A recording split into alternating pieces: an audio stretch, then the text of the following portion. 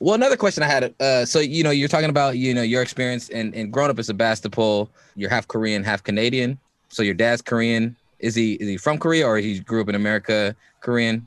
He's actually from Japan, Oh, he's but from then Japan. grew up in America since he was 18. Man, that's an interesting experience because being Korean in Japan, where he Yeah. wasn't considered a citizen, and a lot of people don't know that there's a huge Korean population in Japan, but they don't get the citizenship. And Yeah, and there's just like a messy history too yes, regarding like the wars and just like the Mm-hmm. use of Korean women and all these types of yeah, things. So he actually was born in China, and then when he was really young, I think like 1 years old or 2 years old, his family had to flee China and went to Japan.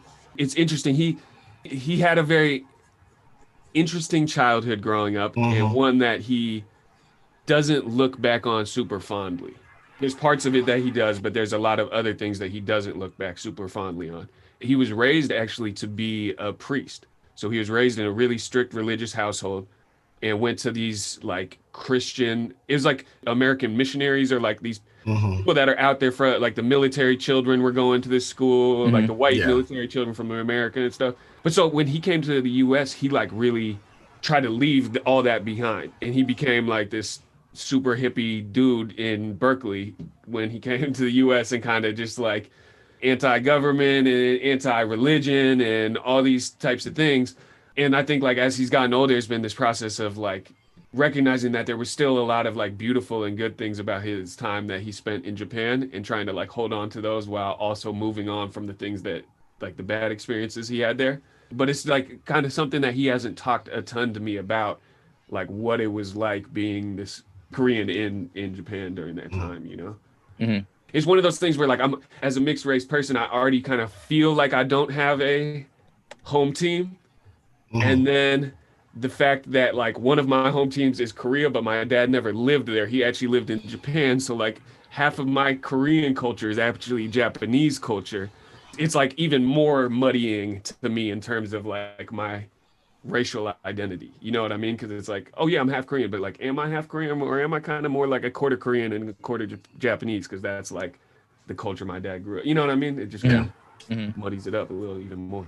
One interesting thing, when you're talking about your dad's experience and him like leaving, distancing himself from his experience, was that movie, I guess it's called Minari, with the Steve Yeun, the Asian dude from Walking Dead. Uh-huh.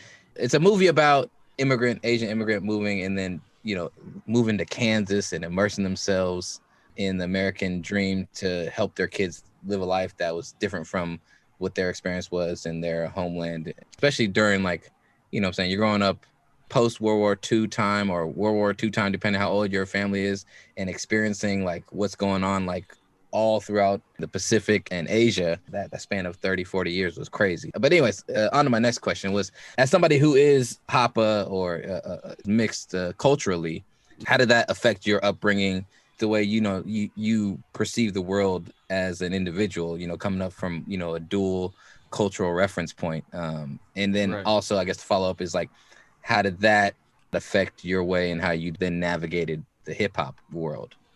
I think it had a huge impact on me. Like, looking back on it, growing up in Sebastopol, I always felt like I was Asian, not white.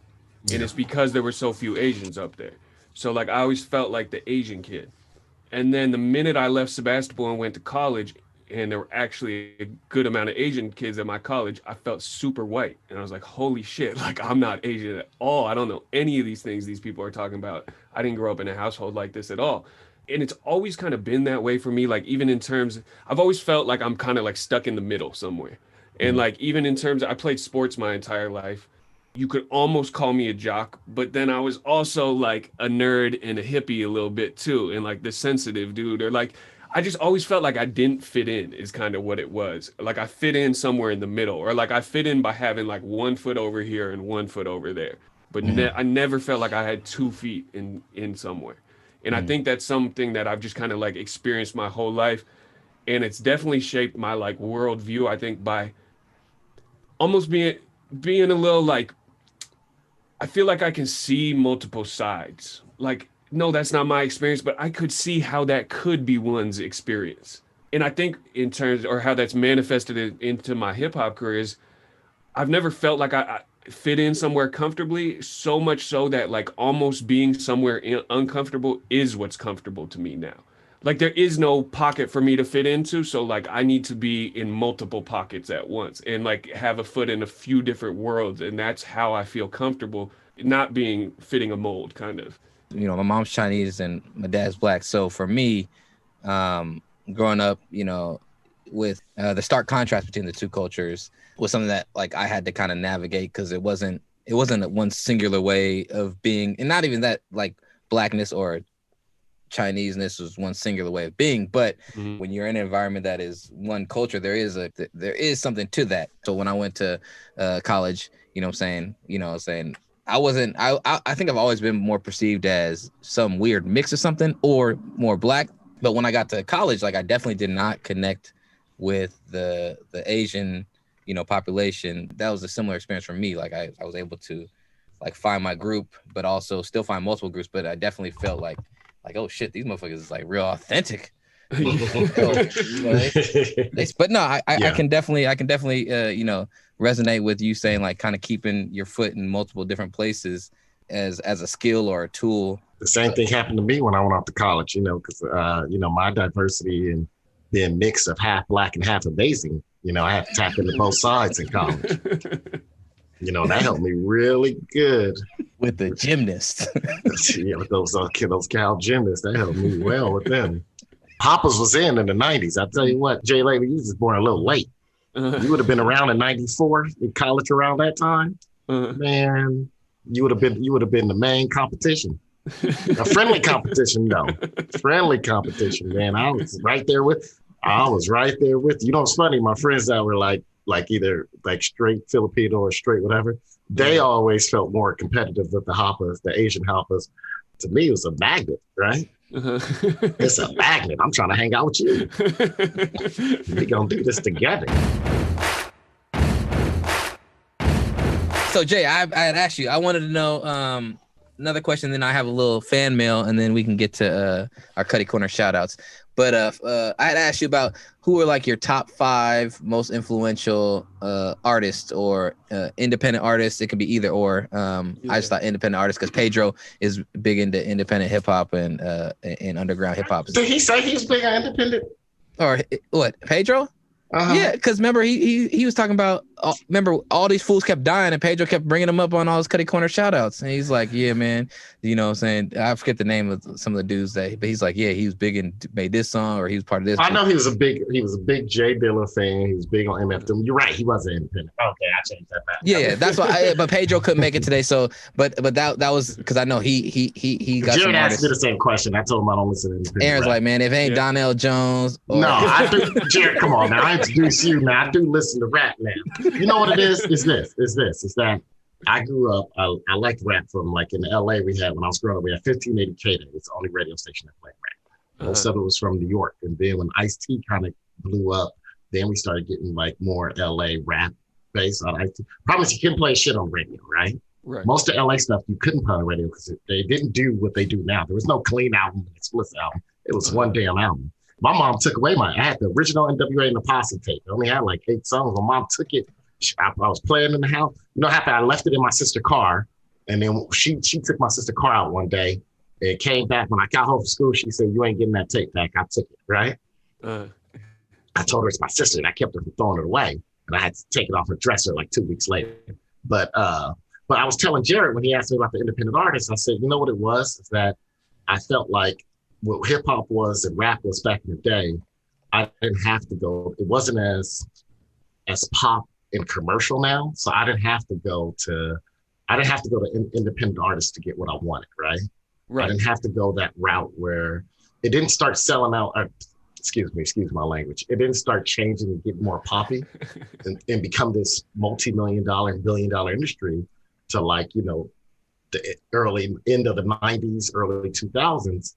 And so, you know, after Puff Daddy started sampling everything, they were sampling before, but not like he was, right?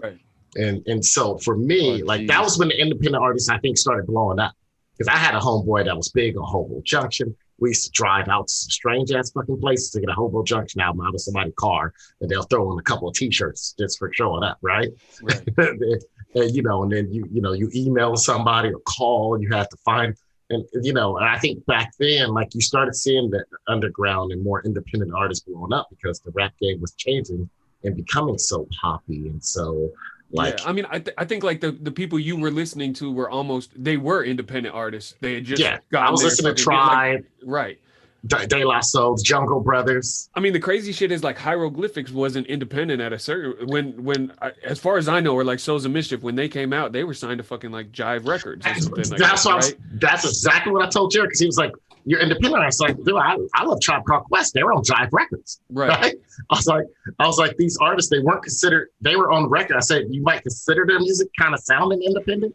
Yeah, because it wasn't so poppy and sold out. Like, excuse me, I'm sorry. I'm gonna keep using that word. Let me just apologize. Okay. I'm gonna keep using the word sold out because that's what rap became. Somebody say Common? Who? He wasn't on that Like Water for Chocolate was not a sellout album. I was just playing, but the movies though. Sellout album. But I bet I'd be interested to find out what label. Like, I bet Like Water for Chocolate was not an independent. I feel like that was Jive too. Right. But that was the thing. Like I told you, you didn't have to go independent. The rise of MF Doom and all these other artists started coming because rap was hitting this place where they didn't want to make that music, right? Right. They didn't want to make this, and you started even like Snoop Dogg first album. Like, think about his first album compared to his later albums, right? Like, it was like, are you serious, Snoop? Right? Like, I mean, right? And I didn't like the Doggy Style as much. It wasn't one of my favorite albums growing up, but I was still like, are you serious compared to the later albums when it's like, all right, this is where rap is headed. But by then, I was like, I'm just gonna listen to my old rap shit, right? Right.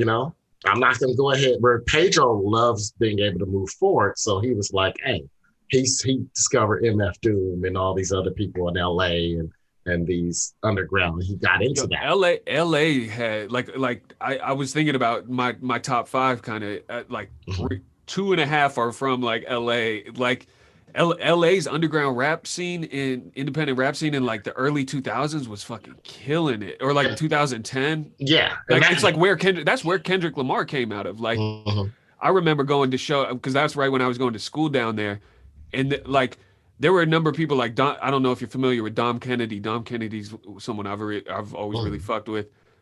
He's kind of in like that Nipsey Hussle world of those, but even Nipsey, like Pac Div, I don't know if you know Pacific Division. There's some of these artists were like bigger than Kendrick Lamar at that time. It was all like this little underground LA scene, and like Kendrick Lamar was part of it. Nipsey was part of all these people, but he like sprung out of there onto like this global superstar level. But he was a independent LA artist in, like, as far as I know, like 2010, who was just kind of running around like the rest of these guys. And it's funny you say that, because see, I got a homeboy that's in Florida who's been on the show a lot, Jay Zeus, as Jared calls him, and he loves LA Underground. So he was shocked because he grew up loving, like, also Tribe Called Quest and those groups. He's my age. And so when we met, like back in 2010, he would constantly, and I was like, dude, I don't know these underground artists. He was like, how are you from LA and don't know the underground artists? I was like, I got what I needed. I stalled my rap music, right? I stopped it at that point. Like, you know what? See, that was right. I get you, because I'm kind of like that. Like, that's almost that was right during my college years. So that was kind of my biggest consumption years of new shit. And it was like right when like early blog era shit was blowing up, kind of. And like, please tell me that DJ Mustard wasn't underground. Please tell me he wasn't. No, I mean, I don't know exactly. Not like the first time I heard about DJ Underground or DJ Mustard was I was about to say YG shit. Yeah, that's all he usually was with YG.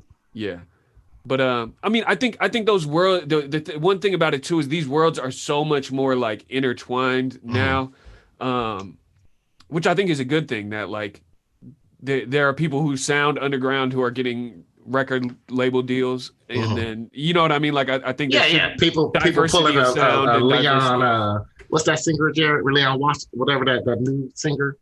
Who? That sounds old. His name is Leon something. Leon Bridges. Leon Bridges. The guy that came out act like he was independent, but really he was a black hipster. He was lying his ass off, man. He performed at South by Southwest. Everybody kept talking about, man, Leon Bridges. Man, that dude was ultimate marketing tool. Like, we're gonna market him as a singer-songwriter, which he is. A a lot of these big labels now though are buying independent labels. Yes, for that reason. And so it's coming out on, you know, like Underdog Records, but Underdog is owned by Sony. And it's like, you know what I mean? Whatever. And they got the backing. It's not just owned, right? It's worse than, it's like Coors buying all my great beer companies. Right, exactly. Yeah, Aaron real bitter about that. He had a couple of small beer companies they stopped producing once they got bought up. First, they produced for a little while, but then you start noticing the difference in taste. They produced it under the same name, and you're like, something's changing. And then you'll find someone that's still one of the few people that still work there, or had a bartender, knew someone that worked there. It's like, man, they got bought up by Coors 2 years ago. Yeah, that shit happens. So what's the top 5? I'm sorry. I was thinking about it. It goes back to like older folks who I don't even listen to as much anymore, but like these are like my core ones. Was like Fonte. You guys probably aren't familiar with Little Brother out of North Carolina. Oh, Little Brother, yeah, that's the shit. Okay. Thanks to Pedro, I got nothing but Little Brother burn CDs. Yo, Little Brother, I'll meet you in Palm Springs. Bring your computer. We're gonna burn this Little Brother. I had more Little Brother and Jay Dilla blank CDs, and he wouldn't write the titles on them. I just got to pop them in and figure it out. Yeah, I mean they were like life changing for me, especially the rapper Fonte in there. He's like my number one, I think. But then Dom Kennedy, like I said, Evidence, who's one of the dudes from Dilated Peoples, who you guys probably know some of the Dilated People shit. Atmosphere. I don't know if y'all are familiar with Atmosphere. I've heard of Atmosphere. Minnesota. This rapper named Blue in Exile. I don't know if you're familiar with them. It's a rapper and producer out of LA. He's a dude. This dude, it was literally like I discovered him right when I was going to college down there, and right before I moved down to LA. And then he was like doing little pop-up shows and release parties, and so I got to go see all these like little things. And he put out this album called Below the Heavens, which was like a fucking it's like a underground hip hop classic album. Like this shit sold out of press. Like I think they had to do a whole repress of it or whatever. And it's like an underground independent hip hop classic, like the way like a Nas, you know, or like a fucking Jay-Z's Reasonable Doubt is or some shit. But like, and then he got signed to Warner Brothers. I think he just kind of took this big ass check and made a shitty album to say fuck you to Warner Brothers a little bit. And like, he's had a weird career, but like there's this one fucking album that was just like life changing. And I feel like all these artists that I talk to that are like a similar age as me, like we were all affected by this album that like most of the world doesn't even know about, but it's an amazing album. I would recommend, if you guys haven't listened to it, go listen to Below the Heavens by Blue in Exile. All right. Okay. Hey, so this is a quick question. Do you think that going to college in LA really influenced your hip hop and your experience in your career? Big, like hugely. Like prior to that, I was listening to, when I lived in Sebastopol, I was listening to what was on the radio, which was like at that time Aftermath, like Dr. Dre, Eminem, 50 Cent, The Game. Yeah. All that shit was dropping around that, and I fucked with it heavy. Like I liked that music a lot. I guess like Jay-Z was obviously on the radio, all that shit, Puffy, all that shit, and I liked all that. And then the other shit I heard from my brother was like Nicotina, Yuck Mouth, Brother Lynch Hung, like all that shit. I was stealing those from my older brother. So I had those two things, but neither of them, I didn't fit into either of those worlds. Like I liked listening to them, but neither of those worlds were me. And so it was when I went to college was the first time, and it was kind of right around when like Napster first started hitting hard, and like it was just an age of discovery and being exposed to a bunch of shit that didn't have to be in your city necessarily. And it was my first time seeing all this variety of stuff that was out there that I had never heard of. And then when I went down to LA, it was also close to me. Looking back on it now, I'm like, I was in Sebastopol. The Bay Area was fucking an hour away from me. I could have been driving down here in high school, but I think it was in college. I started being able to go to like 18 and up shows and shit like that. And we were only like 45 minutes from LA. So like every other weekend I was driving into LA to go to some sort of show, and it just opened up. It opened my mind up. It was the first time where I was like physically there. Yeah. Prior to it, I had just been like in my bedroom engaging with this shit. You know what I mean? And it was the first time where I physically got to be there. And yeah, it changed. It definitely changed. Do you think the geography? Because I've talked to Jared about this a few times, and I said to Jared, like, I feel like the Bay Area is really safe for music artists, right? It's a really safe place. And I had a friend once tell me her boyfriend was an artist. He played like they were like a rock band or something. And I remember she told me like he will only get so big if he just stays in the Bay Area. So, like you got to leave here, like to grow your career. You got to leave here. She was moving to Chicago. She was like, even if you don't move with me, just move somewhere else, right? Because I feel like even as far as like hip hop rappers, like the Bay Area is a real safe space, but it's a bubble. And I was telling Jared, not to be wrong, but I was telling Jared, I feel like you can grow your career, grow who you are as an artist by leaving here and living somewhere else for a little while, right? I was thinking about like some of the younger Bay Area rappers that might be around your age or a little younger, like C5, right? I don't know if you heard of C5. No. From the Bay Area. No. But he's gotten kind of big now, this and that. He's younger than you, but he's growing up. He grew up in the Bay Area, was rapping out here, went to college at Long Beach. And then you saw this whole kind of like change in his style a little more. Yeah. And then, it's like, wow, I really like, it sounds good too.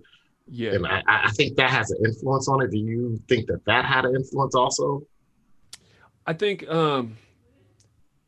I don't know. Like, I think there definitely is a thing, and it's like undeniable. You don't want to say that it's hard to blow or like to become successful in the Bay. Like you would, we all. It can happen, but it can happen. But it is true that I think there's a lacking amount of industry here. So like, in terms of artists and creators, where the Bay Area is exploding with talented artists and creators. Yes. In terms of people creating that industry and that infrastructure and those pathways for all these amazing artists, I don't think that's there as much. And so I think that's why you see so many Bay Area artists moving to LA or New York or somewhere like that to go tap into these industries, because I don't think that is as present in the Bay Area, where there's those playmakers to kind of connect the dots for you. Yeah. And so I think that's why you see people leaving. But like, for me, my personal experience was I wasn't like, growing up in Sebastopol, it wasn't like I wasn't connected with the Bay Area like that. It's not like I left the Bay and went to LA and was immersed in this culture that I had never had access to in the Bay. I wasn't connected to it when I lived here originally, because I was up in Sebastopol. I wasn't coming down to Oakland and San Francisco for shows during high school and shit like that. So like creatively, I don't know if that like changed it or not for me, but I definitely feel like there's no one in the Bay here kind of like connecting the dots for me. I'll tell you that much. Like I'm connecting every single damn dot that's being connected right now for the most part. But I think that also we're in an age of music where you can do that now. Yeah. And just because of the internet and whatever, like I could physically be in the Bay and still be working heavily with people in LA or in Nashville or in fucking New York, connecting dots for me and putting me on planes and all that type of shit, and still live right here. You know what I mean? So yeah. Well, we got Pixar here in the Bay, so like if you on your visual arts shit, you know what I'm saying? Right. This is what we got here. The music, I guess. Is one of your goals to have somebody, when you in public, say this to you? People took to the streets to celebrate the return of their king. Oh shit, my nigga MLK! Hey, what's up, folks? Hey, that Got a Dream shit was off the chain, nigga. Is that a goal? It wasn't before. Yeah, it is now. I guess one other question, because being on having toured the independent scene, I know a couple people who have done like stand-up comedy, and there's definitely like a culture, and like watching some specials also and hearing comedians on a couple podcasts talk about kind of like the culture of being on a touring scene with the independent or stand-up comedians with kind of the indie scene or the touring scene from which you experienced. Is there something about the culture? Is there a culture? And then what about the culture makes it super unique, would you say? I mean, I don't know what it's like in the comedy community amongst really up and coming folks, but it seems like there's a lot of love between comedians, and that there is this camaraderie that, in all honesty, isn't necessarily there in the underground independent scene. Like, it's a lot of the times there is this very like crabs in a bucket mentality kind of, and I experienced that touring a lot. of like going to different cities and we got different people opening up, right? Or like performing with me on a bill who have no idea who I am. And that like it is just a lot of like us writing each other off because we don't know who each other are, or because who the fuck is this person coming here thinking they can do this type of thing, feeling. And it's kind of sad because it's like, yo, like all of us could shine. There's enough people to enjoy all of our music. Someone can listen to my album today and listen to your album tomorrow, and we'll both be fine. You know what I mean? Like, and that feeling. But I think it's because it's an interesting thing because being a up and coming independent rapper became like fucking oversaturated, completely like over. You know what I mean? Like you can't throw a rock without hitting somebody who says they rap. At least in the Bay Area nowadays. You know what I'm saying? And it's like that too in Flagstaff, Arizona, and it's like that too in wherever, you know what I mean? So it's an interesting, it is kind of weird. Like there's not this camaraderie because there's so many of us, you know what I mean? Like there's too many of us. Yeah. And so there's not that camaraderie, but the camaraderie that I love about touring is like your touring group, like who you're in that van with or who you're in that bus with. And that is something amazing. And I think that kind of relates a little bit more to like this feeling of maybe what these comedians are talking about is like, there's people that I would never be friends with, but I've been on tour with and I have like a connection with. And it's almost like when you go to summer camp with someone is, you know, I don't know if you ever spent time at like a sleepaway summer camp, but like you come back and like these people are like in your heart in a way that just from that 1 week experience could like feel deeper connection to these people. And it's like there's something about that. You're just grinding it out. You're going on shitty ass long drives, eating shitty food, but you're also like at the same time having some of the most amazing highs together, but you're also struggling together. You're out there. It's kind of like no one else in really like Idaho Falls is looking out for us today other than the 7 of us that are in this van together. So like these are your only people that you can turn to take care of you, or, you know, to have your back today or whatever. And that is a beautiful thing. Like those bonds that get formed on tour, I think are a beautiful, beautiful thing. That's dope. Yeah. What I've gotten from the comedian side is there's definitely also like a culture of, you know, what is it, drinking or drug use. So I don't know what it sounds like that was a little bit, had a more darker tinge to it though at times. Cause you know, some of the, you think about some of the comedians who have died due to drug overdoses or alcohol, you know, and just, you know, living that life. I actually got to get, you know, that's what we got to get on here also, Aaron, is Mike Della Penna. Cause you know, he toured and did stand-up shows, and he was telling me about that, and it was definitely a culture. And then listening to some podcasts about some of these comedians who like came up together and were friends, like that's super interesting too. But that's interesting. Yeah, I feel like it sounds kind of like y'all were like having those experiences, and you're just praying it's not like Green Room when you go to a place like Flagstaff. You seen that movie Green Room? I seen Green Room. The Green Room was crazy. It was this punk band, and they're trying to make ends meet, and you know, and they book a gig through some friend of one of theirs who's like, I got a job for you, and it's like up somewhere in Oregon, super remote, and ends up being like a crazy, like a neo-Nazi like bar / club, and they're like not with the shit, but they get there, and then there's some wild shit happens, and they end up getting locked in the Green Room, and it's like a horror movie kind of, but it's like you get to a place where you're like you're saying, like, you know, you got to Flagstaff and you're like, I'm not supposed to, I don't feel comfortable here. Something don't feel right here. Like that kind of shit would be that shit would be super, super dope and unique, but also I could see where it'd be like really galvanizing for a group of people as you guys are all experiencing these new things or these unfamiliarities together, and how you guys support each other.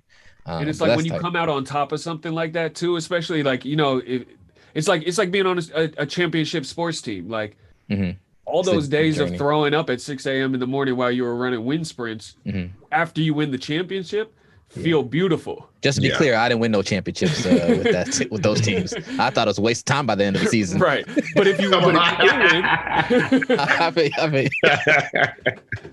But you know what I'm saying? Where when you come out on top, it's like you look back, all those struggles are actually feel like a beautiful thing. Yeah.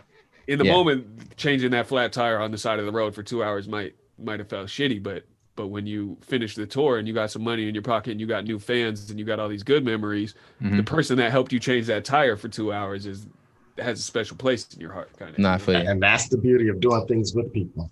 Yeah. So I tell you this, when I traveled alone the world, I went around the world and I did it by myself. It was like my second time traveling outside the United States. I was like, dude, I'm going to do another trip by myself. It's going to be great. And then but some of those, when you hit those down points and you by yourself, and it's like, oh shit, I ain't got no place to sleep tonight. Yeah. I gotta stay awake on this bus bench. When you with somebody, then like few years after that, I went and traveled with someone for the first time, and we'll hit some crazy ass shit. We got detained, military police pull off buses, and we could just laugh at it. Like, oh, man, what an experience. We went through this together. But you by yourself, you don't have that same feeling. Like, oh man, I just think about the shittiness of it, man. Let me tell you a quick story about what recently a time of sleeping on a bench by myself on tour. So I got booked to go on tour in Canada with Locksmith. I don't know if you guys are familiar with Locksmith. He's from Richmond here. And so me and him had just done this whole US tour, which was sick. It went really well. We did like 33 shows around the US, and then he got booked to go to Canada for like 15 more. And he was like, look, they're not paying you, but you can come and rock and have a free hotel room the whole way and just like sell your merch and shit. But like, I can get you to come, but I can't, like, they're not going to pay you for this one. And I was like, fuck it. I've never toured outside of the country before. This is my first tour out, international tour. Like, hell yeah, I'm coming. He's like, all you got to do is buy your flight out there and show up. You know what I mean? So me and him were talking about it. We have a show in this little town called Prince George, Canada. It's like on the west coast at the very top of Canada. So you're like almost in like the Yukon or like whatever's up there. Like you up near Alaska. I've been there. I was on an Alaskan cruise. We stopped at Prince George. Bruh, it's nuts. So I have no idea what this town is like. So so basically we have a show like Saturday night, right? And so Locke is like, yo, I'm gonna fly in Saturday morning. They got us a hotel. We can check in at 12 or whatever. I'll meet you at the hotel. And so I looked at the price of flights for Saturday morning, and they were like $200 more expensive than the price of flight for Friday night. So like the overnight Friday night one. So I'm like, you know what? I'm just going to fly in. I think my flight lands at like 11 o'clock at night. I'll sleep in the airport.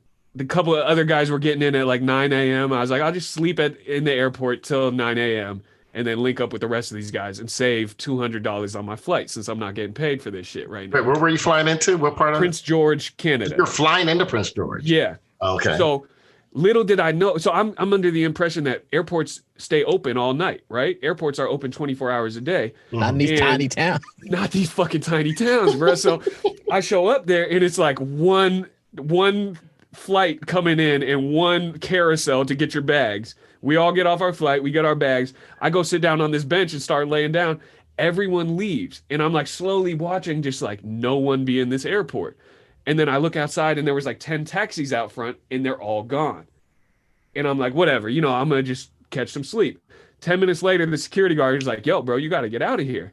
Like, you can't stay here all night. I'm like, what are you talking about? Like, airports are open all night. He's like, no, we close at midnight. Like, you got to go.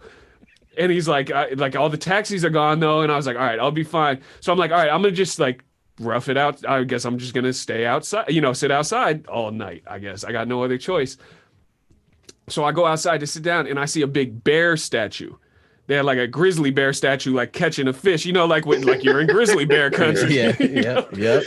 And then I look around even more and we're in the middle of like a forest. It's like when you see a big forest that's been cleared out in the middle and there's like a landing strip. So I'm like, fuck, we're like, there's no town, there's no walking anywhere out here, bro. It's like you're in the middle of a forest. So I sat at the front door of that airport all night long under the front light, just like with my shit, just looking around, waiting for a grizzly bear to come get me that entire night. But I just thought of that when you talked about traveling alone. I was like, man, I would have loved to have a companion here. Anybody here right now with me through this night would have been amazing. That's wild. Was it cold too, or was it? It was cold as fuck, man. Yeah. It was like, it was super cold. And so I had on like luckily I had on my bag. So I put on like a couple jacket or, a jacket, a couple sweatshirts and that type of shit. And I made it perfectly fine. And I was so happy at like 6 a.m. when the security guard showed up to open that shit up. Like, you're back. Good morning, sir. Turn the heat on. When's the baristas getting in here? Right. We got one barista. He's like, I am the barista, motherfucker. What you want? Hey, I'm telling you, when you by yourself, that's wild. That's tight. That but that's an experience, man. But it was granted, a story. it would have been nicer to definitely have somebody be like, remember that time we slipped outside with the grizzly bear? Yeah, exactly. Or now I look back on it and I'm like, I could have just spent $100 in a $15 cab ride and just called that, taking that $150. Like that would have been definitely the move. I've wasted $150 in the past couple weeks that I could have just spent on that room that night instead. Yeah, but you know what? Nothing beats the ambiance of a big wooden carved bear and a salmon and the fear of your life that you're going to be like Liam Neeson in The Gray or something. A bunch of wolves. I thought it was going to be some shit like that. I thought I was going to be trying to climb a fence to get on top of a house to like, you know what I mean? Stay, hide and shit. Oh, shit. That's crazy. All right. That's what's up.